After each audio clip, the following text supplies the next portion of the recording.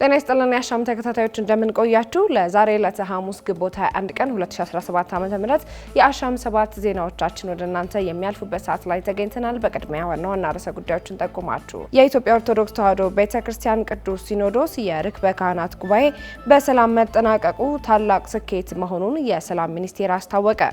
በኢሚግሬሽንና ዜግነት አገልግሎት በቅርቡ ለተቀላቀሉ 280 አዲስ ባለሙያዎች በአቪዬሽን ዩኒቨርሲቲ ለ4 ቀናት የሚቆይ ስልጠና እየሰጠ መሆኑን አስታወቀ። በኢትዮጵያ የዝንጀሮ ፈንጣጣ ቫይረስን ለመከላከል ቅድመ ዝግጅት መደረጉ ተገለጸ።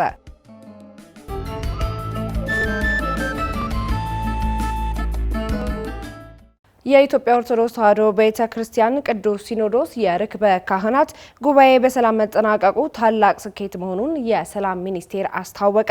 ሚኒስቴር መስሪያ ቤቱ ጉዳዩን በማስመልከት የሰጠው ጋዜጣዊ መግለጫ የኢትዮጵያ ኦርቶዶክስ ተዋሕዶ ቤተክርስቲያን ቅዱስ ሲኖዶስ የርክበ ካህናት ጉባኤውን በሰላም በማጠናቀቁ ለብፁዓን አባቶችና ለእምነቱ ተከታዮች መልእክትን አስተላልፈዋል። ሚኒስቴር መስሪያ ቤታችን የኢትዮጵያ ኦርቶዶክስ ተዋሕዶ ቤተክርስቲያን ለሀገረ መንግስት ግንባታ፣ ኢትዮጵያዊ አብሮነት እንዲሁም በሀገር ሰላም ግንባታ ሂደቶች እንደ ሌሎች የሀገራችን ሃይማኖቶች ሁሉ ጉልህ ሚና ስትጫወት የቆየች አሁንም ይህንን ተግባሯን እያከናወነች እንደሆነ ጠቅሶ ለዚህም መስሪያ ቤቱ ልዩ አክብሮት እንዳለው ገልጿል። ሚኒስቴር መስሪያ ቤቱ ከቤተ ክርስቲያኒቷ ጋር የወል ግባችን ለሆኑት የሰላምና የሀገር ግንባታ ስራዎች ዙሪያ ተቀራርቦ ለመስራት ከምንጊዜም በላይ አሁን ላይ ቁርጠኛ መሆኑን ማስታውቋል።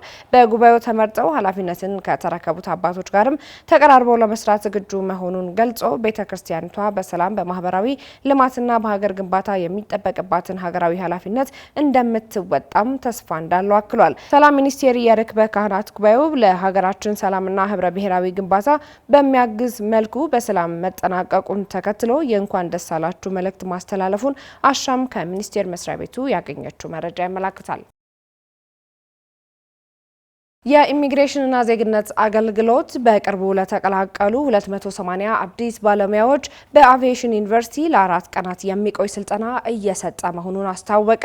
የተቋሙ የአየር ድንበር አስተዳዳሪ ዳይሬክቶሬት ዳይሬክተር አቶ ጌታቸው ወንድሙ እንደገለጹት ቀደም ሲል በአፍሪካ አመራር አካዳሚ እንዲሁም በኢትዮጵያ ስታቲስቲክስ ማዕከል ስልጠናዎች እየተሰጡ መሆኑን ተናግረዋል። ባለሙያዎቹ የተሟላ ግንዛቤ እንዲኖራቸው የሚያደርግ ስልጠናዎችን ለመስጠት ከሚችሉ ተቋማት ጋር አብሮ በመስራት የበቃና የነቃ ባለሙያ ለማፍራት በኢትዮጵያ አየር መንገድ አማካኝነት ስልጠና እየተሰጠ እንደሚገኝ አስታውቀዋል።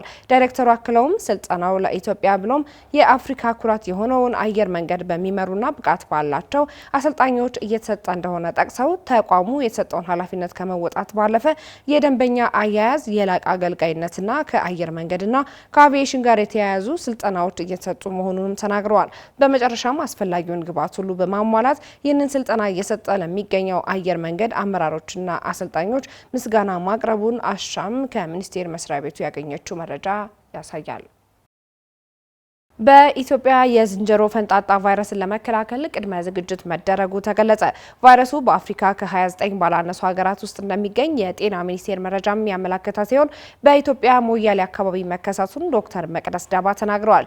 የኢፌዴሪ ጤና ሚኒስትሯ ዶክተር መቅደስ ዳባ በዚህ ጉዳይ ላይ በሰጡት ጋዜጣዊ መግለጫ እንዳሉት የኤምፖክስ ቫይረስን አስቀድሞ ለመከላከል በሁሉም የሀገሪቱ ክልሎች ቅድመ ዝግጅቶች እየተካሄዱ መሆናቸውን ገልጸዋል። ሚኒስትሩ አክለውም በኢትዮጵያ በሞያሌ አካባቢ የሚኖር የ21 ቀን ህፃን በበሽታው መያዙ መለየቱን ጠቅሰው በህፃኑ እናትና አባት ላይ በተደረገ የናሙና ምርመራ በሽታው እንዳለባቸው መረጋገጡንም አመላክተዋል።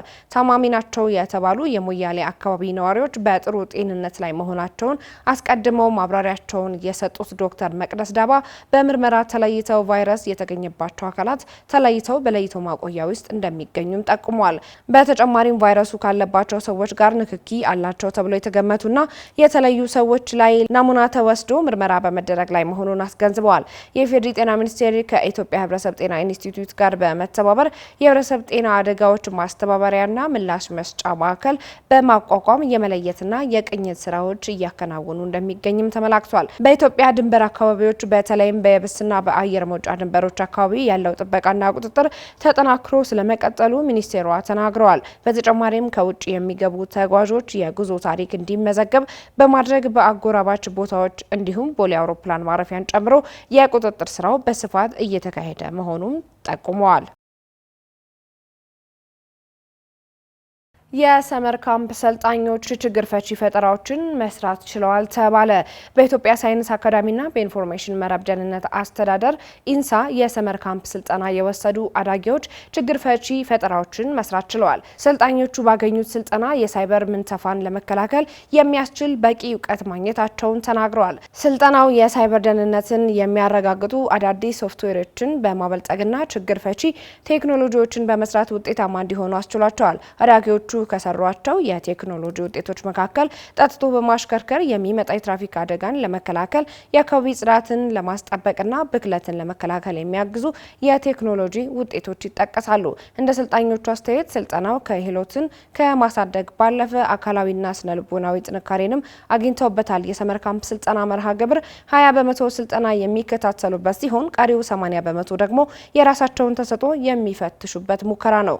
በስልጠናዎቹ ተሳትፈው ብቁ የሆኑት አዳጊዎችና ወጣቶች መደበኛ ትምህርታቸውን ሳይጨርሱ የስራ እድል እያገኙና የራሳቸውንም ስራ እየፈጠሩ ነው። የኢንሳ የሳይበር ልህቀት ማዕከል ዳይሬክተር ቢሻው በየነ የዘንድሮ የሳይበር ታለንት ቻሌንጅ ሰመር ካምፕ ስልጠና ሐምሌ 1 ይጀምራል ብለዋል።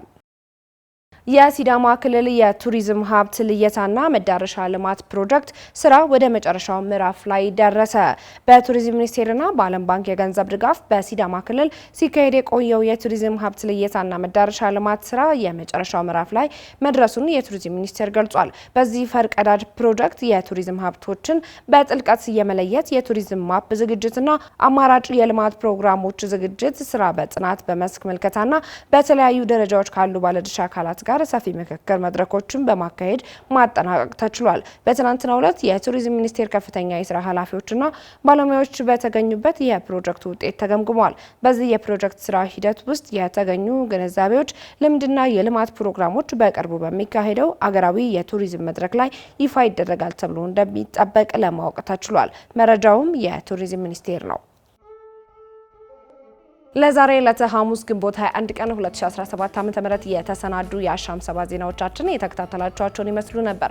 የዕለቱ ተረኛ አሳላፊ መስከረም አዲሱ አብሬያችሁ ቆይታ አደረኩኝ። ተመልካቾቻችን ከአሻም ቴሌቪዥን የሚተላለፉ አዳዲስና ወቅታዊ መረጃዎችን ለማግኘት ማህበራዊ ድረገጾቻችንን ማለትም ፌስቡክ፣ ቴሌግራም፣ ዩቲዩብ እንዲሁም ቲክቶክ ሰብስክራይብ፣ ላይክ፣ ፎሎ እና ሼር በማድረግ ማግኘት እንደምትችሉ ከወዲሁ መጠቆም እንወዳለን። አሻም ለሁላችን!